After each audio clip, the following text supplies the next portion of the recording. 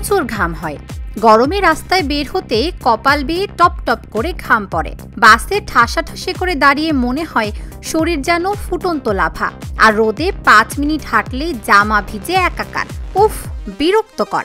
কিন্তু জানেন কি, এই ঘাম শুধু বিরক্তির কারণ নয়, বরং আপনার শরীরের এক অসাধারণ প্রতিরক্ষা ব্যবস্থা। কেন এত ঘাম হয়, কারণ কি, কিভাবে কমাবেন?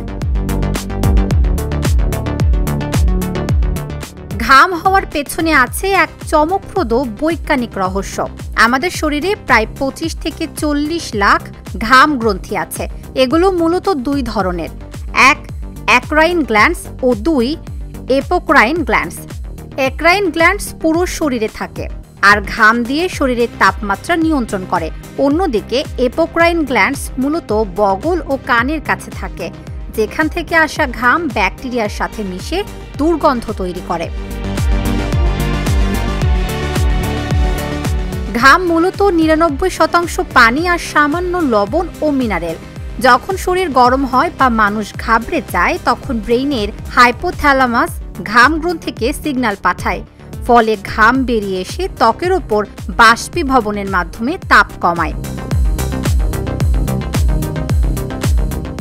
ঘাম হওয়া স্বাভাবিক, তবে অতিরিক্ত হলে কিছু সহজ সমাধান আছে। যেমন হালকা ও বাতাস চলাচল করে এমন পোশাক পরুন, বেশি পানি পান করুন, অ্যান্টিপারস্পিরেন্ট বা ডিওডোরেন্ট ব্যবহার করুন।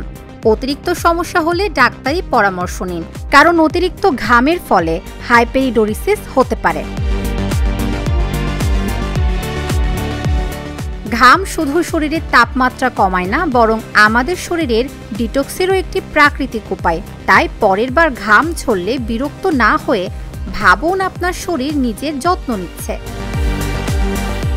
তাবাসসুম সেজুথি, ঢাকা জার্নাল।